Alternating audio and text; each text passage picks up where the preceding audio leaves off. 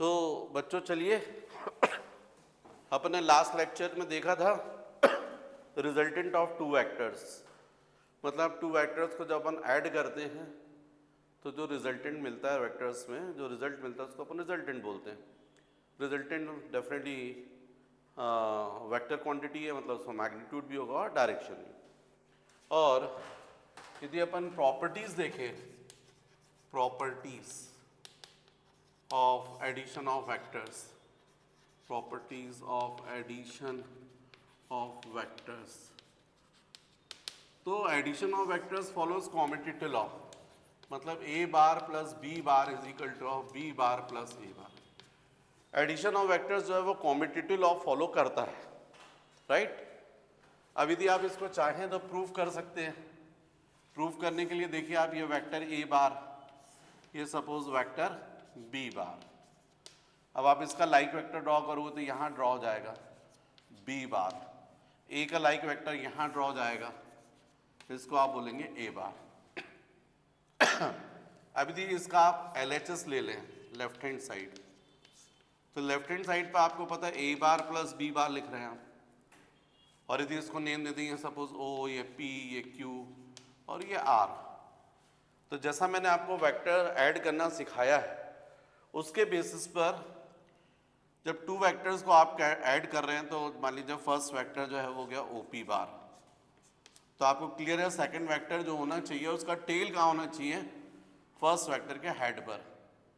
तो ये हो गया आपका सेकंड वेक्टर पी क्यू बार, क्योंकि इसका टेल रखा हुआ है फर्स्ट वेक्टर के हेड पर। ये वाला नहीं लेंगे, ये लेंगे, क्योंकि इस वेक्टर का टेल कहाँ रखा है, फर्स्ट वेक्टर के हेड पर। तो आप इसको बी बार को आप क्या लिख सकते हो, पी क्यू बार। अब यदि आपसे पूछा जाए कि बताओ O P bar plus P Q bar क्या होगा, तो आपका आंसर होना चाहिए ओ क्यू बार, क्योंकि कहाँ से स्टार्ट होगा, फर्स्ट वेक्टर के टेल से सेकंड वेक्टर के हेड तक, तो ये पूरा ऐसा होगा। तो इसका मतलब आप इसको लिखेंगे ओ क्यू बार, कहाँ से कहाँ, from tail of first to head of second.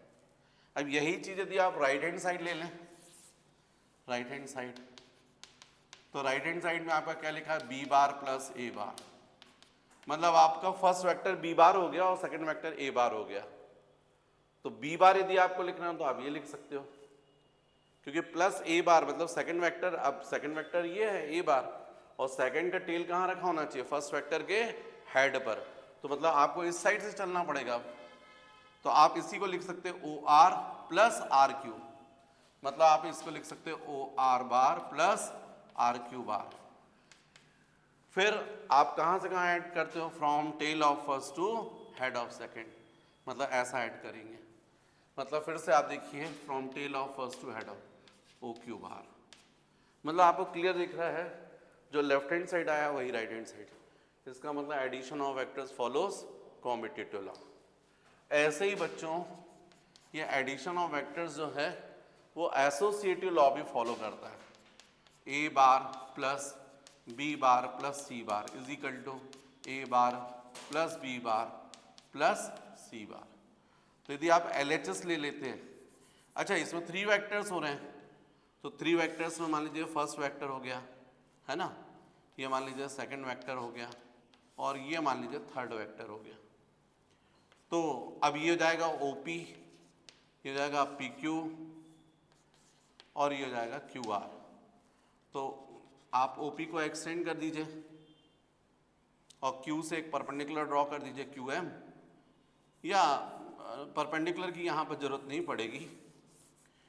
तो अब इसको ऐड करके देखिए, तो यदि आप LHS लेते हैं लेफ्ट हैंड साइड, तो लेफ्ट हैंड साइड पर क्या आएगा आपका, ए bar plus b bar plus c बार। अब ए बार मतलब ये फर्स्ट वेक्टर, बी बार मतलब ये सेकंड वेक्टर, और सी बार मतलब थर्ड वेक्टर। अब लेफ्ट हैंड साइड आप सॉल्व करके देखिए, तो स्वाभाविक पहले आप ब्रैकेट सॉल्व करेंगे, पर ए बार को आप लिख सकते हैं OP bar plus b bar plus c बार को क्या लिख सकते हैं, PQ बार प्लस QR बार, ऐसा लिख सकते हैं PQ प्लस QR, मतलब OP bar plus PQ plus QR क्या होगा, PR बार। अब OP प्लस PR क्या होगा, OR बार। मतलब आपने लेफ्ट हैंड साइड लिया और सॉल्व करके देखा तो आपको फाइनली मिल रहा है OR बार, ये मिल रहा है। अब आप राइट हैंड साइड सॉल्व करके देखिए, तो राइट हैंड साइड तो आपको क्लियर है A bar plus B bar plus C बार।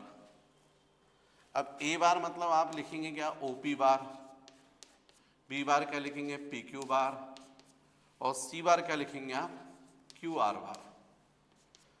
अब OP प्लस PQ क्या होगा, OQ, क्योंकि कहां से कहां ऐड करते हैं, फर्स्ट वेक्टर के टेल से सेकंड वेक्टर के हेड पर, प्लस QR। अब OQ प्लस QR OR, मतलब फिर से आप पहले आपने A प्लस B ऐड किया, उसके बाद C, तब भी आपको वही मिल रहा OR बार। इसका मतलब है लेफ्ट हैंड साइड में भी आपको रिजल्टेंट सेम मिल रहा है और राइट हैंड साइड में। तो एडिशन ऑफ वेक्टर्स जो है वो एसोसिएटिव लॉ जो है वो भी फॉलो करता है, राइट। तो ये है बच्चों एक्चुअली में एडिशन ऑफ वेक्टर्स। अब जैसा अपन ने एडिशन ऑफ वेक्टर्स देखा है, बिल्कुल एग्जैक्टली ऐसे ही अपन को पढ़ना चाहिए सबट्रैक्शंस ऑफ वेक्टर्स। तो नेक्स्ट बच्चों अपन को देखना चाहिए subtraction of vectors. Subtraction of vectors, vectors को सबट्रैक्ट कैसे करते हैं। तो बिल्कुल जैसा अपन ने ऐड किया है, जैसा एडिशन वैसा सबट्रैक्शन। मान लीजिए जैसे ये वेक्टर A है, A बार, और ये वेक्टर है B बार। अब आपको फाइंड करना है A बार माइनस B बार। तो आपको क्या करना चाहिए, फर्स्ट वेक्टर का लाइक वेक्टर ड्रॉ करो, माइनस सेकंड वेक्टर का भी लाइक वेक्टर ड्रॉ करो, ऐसा। A वेक्टर माइनस B बार, यह डायग्राम मेथड है, बहुत जरूरी है, बिना इसके कुछ नहीं बनेगा आपसे। तो ये vector A bar, minus sign यहाँ शिफ्ट कर दो तो यहाँ प्लस आ जाएगा, लेकिन जैसे ही माइनस यहाँ जाएगा इसका डायरेक्शन क्या हो जाएगा, अपोजिट हो जाएगा, अपोजिट वेक्टर बन जाएगा। अब एक वेक्टर A बार है और दूसरा वेक्टर है माइनस B बार, और दोनों वेक्टर्स को आप क्या कर रहे हो, ऐड कर रहे हो। तो ऐड करने का तरीका आपको पता है, फर्स्ट वेक्टर का लाइक वेक्टर ड्रॉ करते हो आप, सेकंड वेक्टर का भी लाइक वेक्टर ड्रॉ करते हो। सेकंड का टेल कहां रखते हो, फर्स्ट वेक्टर के हेड पर। अब इन दोनों का एडिशन कहां से कहां होता है, from tail of first to head of second. Plus कर रहे हो ना इन दोनों वेक्टर को, तो कहां से कहां ऐड करोगे, from tail of first to head of second. इसको आप क्या बोलोगे, A bar plus minus of B bar, plus into minus minus, तो फाइनली आपको क्या मिल गया, A माइनस B। एकदम सिंपल है। जिन टू वेक्टर को सब्ट्रैक्ट करना है तो उसमें से फर्स्ट वेक्टर का लाइक वेक्टर ड्रॉ करो, A bar minus B bar, minus sign यहाँ शिफ्ट हुआ तो इसका डायरेक्शन अपोजिट हो गया, ये प्लस हो जाएगा। अब दोनों वेक्टर्स को ऐड करना आप जानते हो, तो फर्स्ट वेक्टर का लाइक वेक्टर ड्रॉ किया, सेकंड वेक्टर का भी लाइक वेक्टर ड्रॉ करोगे और उसका टेल कहाँ रखोगे, फर्स्ट वेक्टर के हेड पर, ऐसा आएगा। तो इन दोनों का जो एडिशन है वो कहाँ से कहाँ होता है, from tail of first to head of second. तो आप क्या लिखोगे, A प्लस माइनस B, लेकिन प्लस इंटू माइनस माइनस होता है। तो इस तरीके से हमको मिल जाता है सब्ट्रैक्शन ऑफ वेक्टर्स। अब बच्चों ये सब्ट्रैक्शन क्यों जरूरी है, क्योंकि देखो वेलोसिटी वेक्टर क्वांटिटी है। तो यदि मान लीजिए वेलोसिटी का डायरेक्शन चेंज हो रहा है, मतलब वेलोसिटी चेंज हो रही है, अब आपको एक्सेलरेशन फाइंड करना है। तो एक्सेलरेशन फाइंड करने के लिए आपको क्या करना पड़ेगा, v2 minus v1, change in velocity upon time. और जब चेंज इन वेलोसिटी फाइंड करोगे तभी तो एक्सेलरेशन निकालोगे।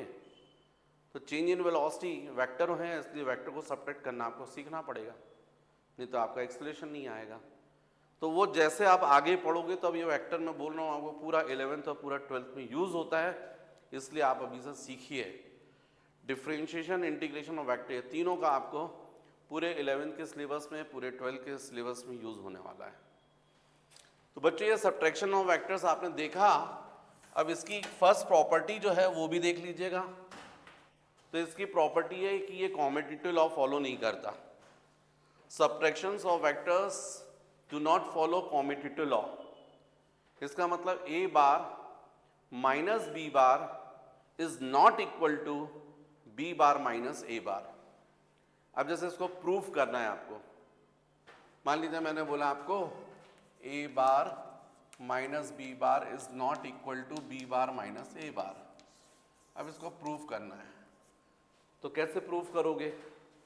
तो प्रूफ करने के लिए दो वेक्टर मान लीजिए, सपोज यही वेक्टर है, और लेफ्ट हैंड साइड ले लीजिए। लेफ्ट हैंड साइड में ए माइनस बी की वैल्यू निकाल कर देखी है, तो आपने ये पूरी निकाल कर देखी वैल्यू। तो मान लीजिए ये अपन ने LHS लिया और ये आ गया। अब RHS निकाल कर देखिए राइट हैंड साइड। तो राइट हैंड साइड में आपको दिख रहा है B bar minus a bar. B, अब बी बार मतलब ये हो गया, तो ये हो गया बी बार माइनस ए बार मतलब ये हो गया। सब्ट्रैक्ट वैसे ही करेंगे, पी बार माइनस साइन को यहां शिफ्ट करेंगे तो प्लस, जैसे ही यहां माइनस जाएगा इसका डायरेक्शन क्या हो जाएगा? अपोजिट, तो माइनस ए बार हो गया। अब दोनों वेक्टर्स को ऐड करके देखिए, तो ये हो जाएगा first vector B, second vector का टेल कहां रखोगे? फर्स्ट वेक्टर के हेड पर, माइनस से हो जाएगा। अब रिजल्टेंट कहां से कहां होता है? एडिशन कहां से कहां होता है? From tail of first to head of second. ऐसा फर्स्ट वेक्टर के टेल से सेकंड वेक्टर के हेड, क्योंकि इन दोनों को ऐड कर रहे हो ना, प्लस कर रहे हो। प्लस हमेशा कहां से कहां करते हो? फर्स्ट वेक्टर के टेल से सेकंड वेक्टर के हेड तक। इसको क्या बोलोगे आप? B bar plus minus a बार, मतलब बी माइनस ए, राइट। तो यदि प्रॉपर आप बनाते तो मैं आपको बताऊं कि यदि ये ए माइनस बी ऐसा आ रहा था तो बी माइनस ए ऐसा आएगा, मतलब दोनों मैग्नीट्यूड में तो इक्वल रहेंगे लेकिन डायरेक्शन में अपोजिट रहेंगे।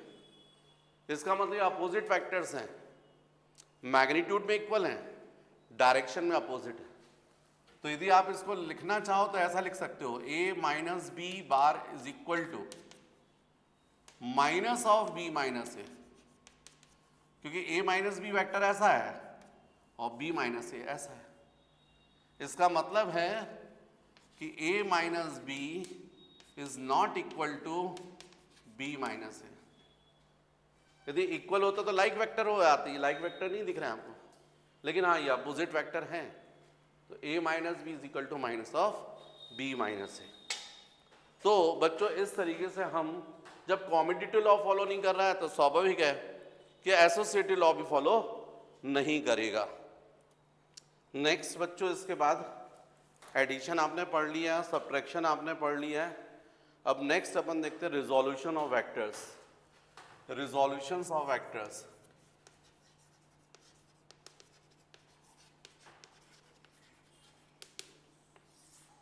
first in 2D, resolutions of vectors in 2 dimension, resolutions of vectors in 2D।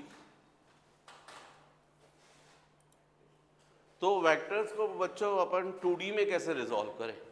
2D का मतलब along 2 एक्सिस। तो देखो वेक्टर्स को ऐड करना तो आप जानते हो, 2 डायमेंशन मतलब 2 rectangular resolutions of vectors, rectangular resolutions of vectors in 2D। rectangular का मतलब है कि ये इस तरीके से 2 परपेंडिकुलर एक्सिस के डायरेक्शन में। तो देखिए ये हो गया सपोज एक वेक्टर ax है ना, ax बार का मतलब है vector along the x axis, और ये है एक और वेक्टर ए वाई बार। यदि इसका लाइक वेक्टर ड्रॉ करोगे तो यहां पर ड्रॉ होगा ऐसा ए वाई बार। यदि मैं आपसे क्वेश्चन करूं बताओ इन दोनों का रिजल्टेंट क्या होगा, तो आप ये बता दोगे ऐसा। फिर से मैं आपको समझाता हूं बात को।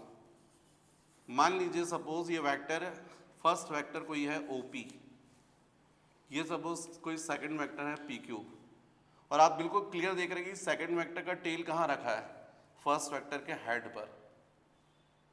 तो स्वाभाविक इन दोनों वेक्टर्स का रिजल्टेंट ऐसा होगा। अब मान लीजिए इन वेक्टर्स को नेम देते हैं अपन, ये अलोंग एक्स एक्सिस है और मान लीजिए इसकी लेंथ है AX, तो अपन इस वेक्टर को लिख सकते हैं AX बार,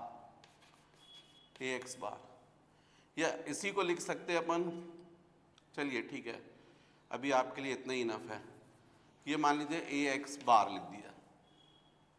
और इस वेक्टर की लेंथ जो है वो सपोज कितनी है AY,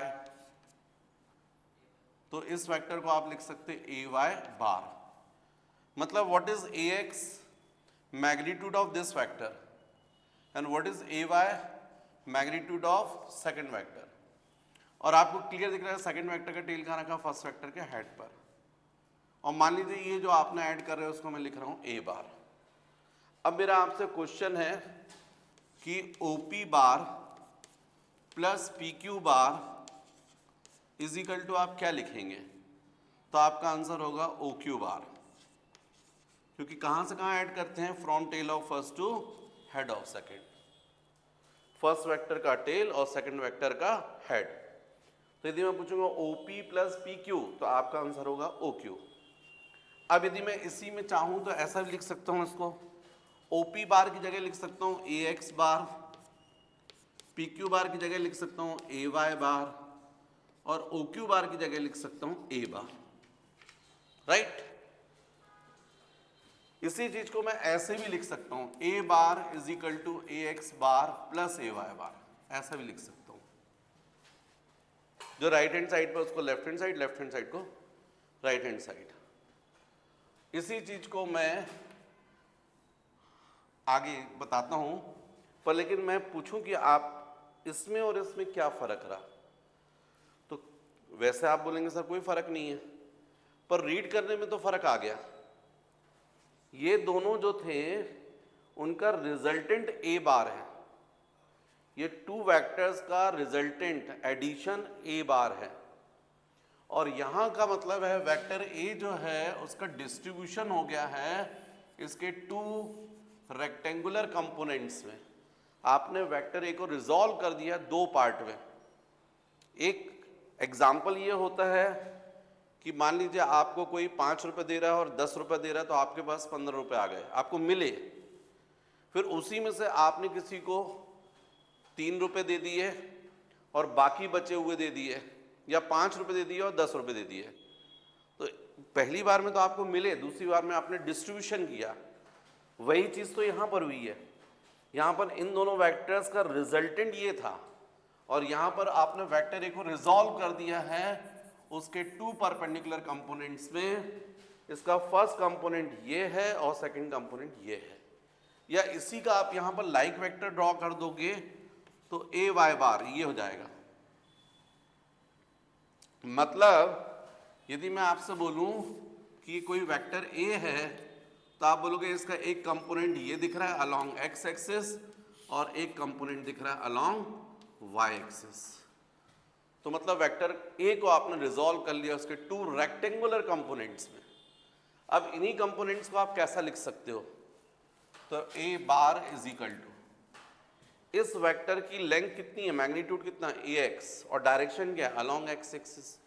तो आप इसको लिख सकते हो ए एक्स आई, क्योंकि मैंने आपको सिखाया है what is i, unit vector along the x axis. I जो है एक यूनिट वेक्टर है जिसका मैग्नीट्यूड 1 होता है और डायरेक्शन होता है अलोंग द एक्स एक्सिस। ये आपने टाइप्स ऑफ वेक्टर्स में पढ़ा है। तो यदि आप ये ए एक्स मैग्नीट्यूड है उसमें यदि आई को मल्टीप्लाई कर देंगे तो मैग्नीट्यूड पे ऊपर कोई फर्क नहीं पड़ेगा, लेकिन डायरेक्शन क्या हो जाएगा अलोंग एक्स एक्सिस। मतलब ये वेक्टर क्वांटिटीज में मैग्नीट्यूड भी और डायरेक्शन भी। प्लस ए वाई को कैसा लिख सकते हो आप, ए वाई जे, क्योंकि ए वाई वेक्टर जो है वो अलोंग वाई एक्सिस है, इसका मैग्नीट्यूड कितना है ए वाई और डायरेक्शन है अलोंग वाई एक्सिस। तो इस तरीके से हमने वेक्टर को ए को रिजॉल्व कर लिया उसके टू रेक्टेंगुलर कंपोनेंट्स में। यदि मैं आपसे क्वेश्चन करूं कि बताओ इस वेक्टर ए का मैग्नीट्यूड कितना होगा, तो आप बहुत इजीली बता सकते हैं क्योंकि आपको ट्रायंगल दिख रहा है, पाइथागोरस थ्योरम अप्लाई कर दोगे आप और उसमें आपको दिख रहा है ये लेंथ कितनी दिख रही है ए वाई, ये लेंथ कितनी दिख रही है ए एक्स, ये लेंथ कितनी होगी, मतलब मॉड ए क्या होगा, मतलब यदि आपसे ओ क्यू पूछूंगा मैं, ओ क्यू लेंथ, इस राइट एंगल ट्रायंगल में ओ क्यू लेंथ पूछूंगा तो आप क्या बोलोगे, root over O P square plus P Q square. आप इस राइट एंगल ट्रायंगल में हाइपोटेनियस का मैग्नीट्यूड कितना बोलोगे, root over P square plus B square. लेकिन आपको दिख रहा है यहां पर ओपी एक्चुअल में है क्या, वेक्टर ए एक्स का मैग्नीट्यूड, और ये पी क्यू लेंथ क्या है, इस वेक्टर का मैग्नीट्यूड, मतलब और ओ क्यू क्या है, इस रिजल्टेंट ए बार का मैग्नीट्यूड। मतलब आप इसको लिख सकते हैं mod of A is equal to root over A x square plus A Y square. इसको आप ऐसे भी लिख सकते हो या सिंपल भी लिख सकते हो, बिना बार लगा के लिख रहे हो, मतलब गिवन वेक्टर का मैग्नीट्यूड। अब यदि मैंने बोला नहीं मुझे तो इस वेक्टर के डायरेक्शन में यूनिट वेक्टर चाहिए ए कैप, मतलब ऐसा वेक्टर चाहिए जिसका डायरेक्शन तो ए बार का डायरेक्शन हो लेकिन लेंथ 1 होनी चाहिए, यूनिट। तो आपको पता है यूनिट वेक्टर कैसे फाइंड करते हैं, given vector upon mod of given vector. ये यूनिट वेक्टर की डेफिनेशन मैंने बताया था, unit vector is equal to given vector divided by modulus of given vector. तो unit vector is equal to a bar आपके पास ये है a x I plus A Y j, और मॉड ए क्या है, ये है रूट ओवर ए एक्स स्क्वायर प्लस ए वाई स्क्वायर। तो इस तरीके से आप क्या फाइंड कर सकते हो, यूनिट वेक्टर, गिवन वेक्टर के डायरेक्शन में यूनिट वेक्टर। यदि मैं आपसे पूछूं कि बताओ इस वेक्टर का एक्स एक्सिस के साथ में ये एंगल कितना है, तो आप बोलोगे tan theta is equal to perpendicular upon base A Y upon A X. इसी को बच्चों theta is equal to tan inverse लिखते हैं A Y upon A X, inverse trigonometry. मैंने जो कुछ भी समझाया मैं एक एग्जांपल लेता हूं। ये वेक्टर ए बार है 2i प्लस 3j, मतलब आप एक बात तो समझ गए हो कि यदि सिंपल स्केलर क्वांटिटी है तो आप बोलोगे 2 या 3 या 4, लेकिन वेक्टर क्वांटिटी मतलब वो i और j के फॉर्म में रहेगी। कोई क्वांटिटी यदि i और j के फॉर्म में है इसका मतलब वेक्टर क्वांटिटी। यहां दिख रहा है आपको, वेक्टर को हम लोग कैसा लिखते हैं, इस तरीके से लिखते हैं। इसमें से ये 2 क्या है, इस वेक्टर का component along the x axis, और ये 3 क्या है, इस वेक्टर का component along the Y axis. यदि मैं आपसे क्वेश्चन करूं इसी वेक्टर का मैग्नीट्यूड बताओ, तो आप क्या बोलोगे, root over 2 square plus 3 square, जैसे ये लिखा है।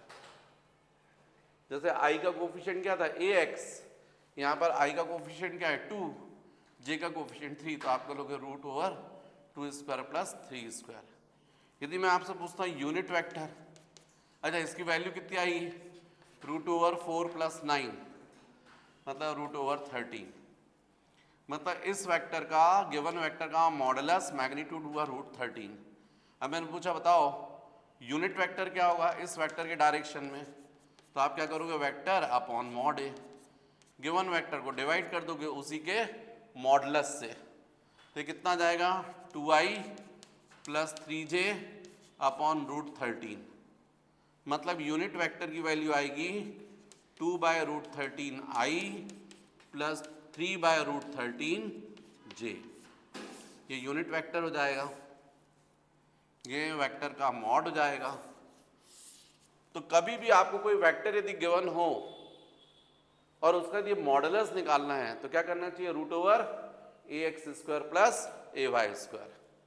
और यूनिट वेक्टर फाइंड करना तो क्या करना चाहिए, given vector divided by modulus of given vector. Given vector को डिवाइड कर दो उसी के मॉडुलस से। यदि इस वेक्टर का मैं पूछूंगा एक्स एक्सिस से डायरेक्शन क्या है, तो आपका आंसर होना चाहिए tan theta is equal to A Y upon A X, मतलब 3/2। तो थीटा इज इक्वल टू जाएगा tan इनवर्स 3/2। ये डायरेक्शन होगा गिवन वेक्टर का, किससे एंगल, एक्स एक्सिस से एंगल, राइट। तो बच्चों कुल मिलाकर आपको जब वेक्टर्स को रिजॉल्व किया आपने इन 2 डायमेंशन, तो आपका vector A bar is equal to A x I plus A Y j आया। इसका मॉड निकाला आपने तो आया रूट ओवर ए एक्स स्क्वायर प्लस ए वाई स्क्वायर। इसी वेक्टर का आपने यूनिट वेक्टर फाइंड किया तो ए बार अपॉन मॉड ए, इससे आपने निकाल लिया। अब इसी वेक्टर को यदि हम रिजॉल्व करते हैं इन 3 डायमेंशन, 2 डायमेंशन का मतलब 2 एक्सिस, जैसे अभी अपन ने एक्स एक्सिस और वाई एक्सिस के बीच में किया। अब इसी वेक्टर को यदि अपन रिजॉल्व करें, एक ये एक्सिस, एक ये एक्सिस और एक एक्सिस, और मान लीजिए यहाँ कोई पॉइंट है ऐसा ए बार, तो इसका एक कंपोनेंट ये हो जाएगा ए एक्स बार, एक कंपोनेंट ये होगा ए वाई बार, और एक कंपोनेंट होगा ए जेड बार। तो बाय सिमेट्री जैसे ये लिखा है बिल्कुल ऐसे ही होगा, vector A bar is equal to A x I plus A Y J plus A Z K. इस वेक्टर का जो मैग्नीट्यूड आएगा मॉड हो जाएगा रूट ओवर ए एक्स स्क्वायर प्लस ए वाई स्क्वायर प्लस ए जेड स्क्वायर। और यूनिट वेक्टर यदि find करना है तो आपको वही करना पड़ेगा, गिवन वेक्टर को डिवाइड करना पड़ेगा उसके मॉड से। तो ये आ जाएगा ए एक्स आई प्लस ए वाई जे प्लस ए जेड के अपॉन रूट ओवर ए एक्स स्क्वायर प्लस ए वाई स्क्वायर प्लस ए जेड स्क्वायर। इस तरीके से कर सकते हैं। अब इसमें एक बात और होती है, ये जो रिजल्टेंट वेक्टर है वो एक्स एक्सिस के साथ सपोज अल्फा एंगल बना रहा है, वाई एक्सिस के साथ में बीटा और जेड एक्सिस के साथ में गामा, तो इनको बोलते हैं डायरेक्शन कोसाइंस, है ना। तो डायरेक्शन कोसाइंस की जो वैल्यूज होती हैं, क्या होता है, जैसे ये वेक्टर है ए बार, और इसको जब हमने रिजॉल्व किया तो इसका ये वाला कंपोनेंट हो गया ए एक्स बार। अब इसकी लेंथ कितनी है ए एक्स, और इसकी लेंथ कितनी है ए, बिना बार के, बार रहेगा तो वेक्टर, विदाउट बार मतलब इसका मैग्नीट्यूड, और ये एंगल है थीटा। तो जैसा मैंने आपको पहले ही बताया था कि रिजल्टेंट को अपन रिजॉल्व कर सकते हैं। यहाँ मैं कॉस थीटा यदि लिखूंगा तो आप बोलोगे बेस ए एक्स अपॉन ए, बेस अपॉन हाइपोटेन्यूस। बेस की लेंथ कितनी है ए एक्स और हाइपोटेन्यूस की लेंथ कितनी है ए, तो इसका मतलब ए एक्स अपॉन ए होगा। यही चीज मैं यहाँ पर क्या बोल रहा हूँ, अल्फा बोल रहा हूँ, थीटा की जगह अल्फा बोल रहा हूँ। ये वेक्टर ए है, इसका कंपोनेंट ए एक्स है, तो यहाँ पर कॉस अल्फा जब आएगा तो आप बोलोगे ए एक्स अपॉन ए। अब ए कितना होता है, ये होता है रूट ओवर। जैसे ये मैंने कॉस अल्फा बताया वैसे ही कॉस बीटा होगा ए वाई अपॉन ए, और वैसे ही हो जाएगा cos gamma is equal to a z upon a. यहाँ ए का मतलब ये है रूट ओवर ए एक्स स्क्वायर। ये मैंने आपको एक बहुत सिंपल तरीके से पहले 2D समझाया, उसके बाद में धीरे से 3D समझा दिया। इसी को आप यदि अपनी बुक में देखेंगे तो बुक में उनने समझाने के लिए इस तरीके से क्यूब बनाया है, ऐसा क्यूब लिया है ये, और इस क्यूब में इसको बोला एक्स एक्सिस, इसको बोला वाई एक्सिस, और इसको बोला है जेड एक्सिस। और फिर यहाँ पर कोई पॉइंट लिया, जैसे मान लीजिए क्लासरूम है और क्लासरूम में यहाँ पर फैन है, तो फैन जो है मान लीजिए P है, तीनों एक्सिस का पॉइंट ऑफ इंटरसेक्शन क्या होता है, ओरिजिन। ओरिजिन से जब आप इसको ज्वाइन करोगे तो ये क्या होगा, position factor, position vector of fan, क्योंकि मैंने आपको बताया the vector which shows the position of any point with respect to origin is called position vector of the given point. ये फैन का पॉइंट है P, उसको ओरिजिन से इस वेक्टर से आप शो कर रहे हैं। अब यदि यहां से आप परपेंडिकुलर ड्रॉ करोगे तो ऐसा आएगा, यहां पर फ्लोर पर आएगा ना, इसको इससे ज्वाइन कर दोगे तो एक्चुअली में ये एक वेक्टर बनेगा। मान लीजिए अपन नेम देते हैं Q, तो OQ हो जाएगा वेक्टर, ये QP वेक्टर हो जाएगा, तो ये वेक्टर A हो जाएगा। मतलब आप बोल सकते हैं OQ bar plus QP bar is equal to of OP बार, ऐसा बोल सकते हो आप। लेकिन अब ये OQ क्या होगा, तो Q से एक परपेंडिकुलर यहां ड्रॉ करना पड़ेगा x एक्सिस पर। तो ये एक वेक्टर दिख रहा है आपको, मान लीजिए नेम देते हैं M, OM वेक्टर, एक MQ वेक्टर। तो OQ बार को आप क्या लिख सकते हो, OM bar plus MQ bar plus QP bar is equal to of OP बार। अब ये OM क्या है, ये एक्चुअली में x एक्सिस के डायरेक्शन में इस वेक्टर का कंपोनेंट है, जिसकी लेंथ तो अपन बोल रहे हैं AX और डायरेक्शन है अलोंग x एक्सिस। ये MQ का जो है यहाँ लाइक वेक्टर ड्रॉ कर दोगे तो ये कहलाएगा इस वेक्टर का मैग्नीट्यूड या component along y axis AY। ये जैसे AX है वैसे ये AY है। तो OM को बार को आप क्या लिखोगे, AX bar plus MQ vector को क्या लिखोगे, इसी का ये लाइक वेक्टर ड्रॉ किया तो आप लिखोगे AY बार, QP बार ये देखो अलोंग Z एक्सिस, इसको आप बोल सकते हो AZ बार, तो ये जाएगा AZ bar is equal what is OP bar, A बार, ऐसा जाएगा। अब ये तीनों वेक्टर को यदि इसी का लाइक वेक्टर यदि आप यहां पर ड्रॉ कर दोगे तो ऐसा जाएगा। मतलब जो मैं आपको यहां सिखा रहा था, इसी पॉइंट को देखो आप, ये पॉइंट इसका एक कंपोनेंट हो गया AX बार, एक कंपोनेंट ये हो गया AY बार और एक कंपोनेंट ये हो गया AZ बार। तो वेक्टर A बार जो था उसको आपने रिजॉल्व कर लिया है उसके 3 कंपोनेंट्स में, AX बार, AY बार, AZ बार।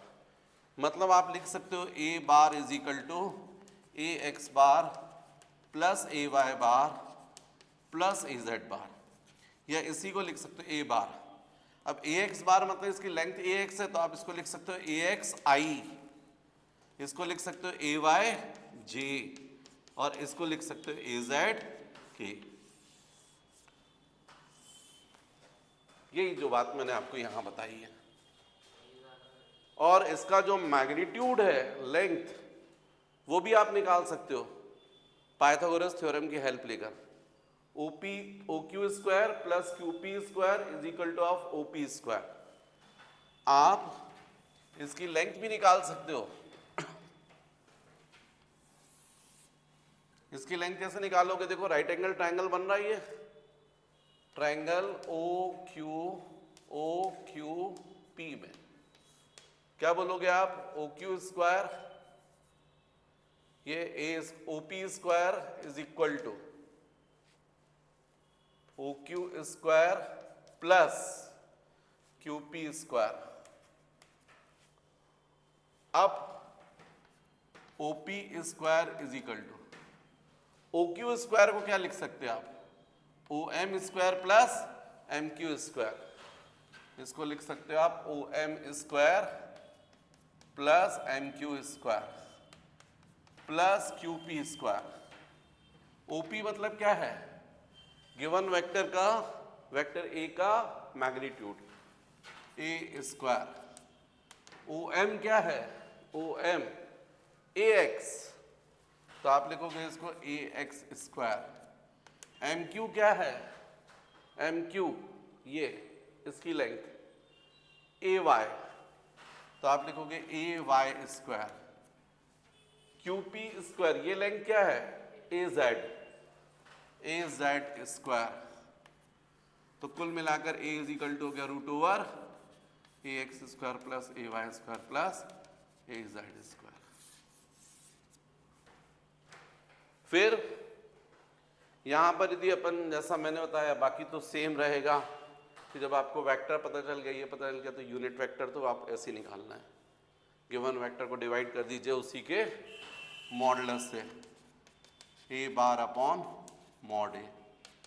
तो ए बार क्या बोलोगे आप, ए एक्स आई प्लस ए वाई जे प्लस ए जेड के अपॉन रूट ओवर ए एक्स स्क्वायर प्लस ए वाई स्क्वायर प्लस ए जेड स्क्वायर, राइट। ऐसे फिर ये एंगल तो अपना जैसा मैंने तुमको सिखाया है वैसे ही रहेगा। Cos alpha is equal to A x upon a, इसका मतलब a x upon root over A x square plus A Y square plus A z square. ऐसे कॉस बीटा तो ये जाएगा a Y upon mod a, और cos gamma is equal to a z upon a. बाकी ऐसे ही find कर सकते हो। तो बच्चों ये किया अपन ने resolutions of vectors in 3 dimension, जो आप लोग के एनसीईआरटी में भी है, आपके भी एनसीईआरटी में इसी तरीके से करवाया गया है। अब आप देख लीजिए, मैंने तो दोनों तरीके से समझाया है। मेन बात तो आपको यदि ऐसा रिजॉल्व करने आता तो यही करना पड़ेगा, पर समझने के लिए तो ये कॉन्सेप्ट इनफ है।